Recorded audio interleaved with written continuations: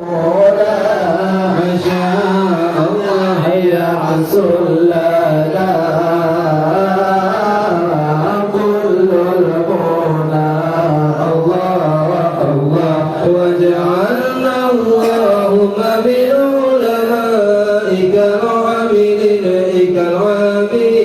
وجعلنا اللهم من علمائك العاملين وجعلنا اللهم من علماء ما شاء الله كالعاملين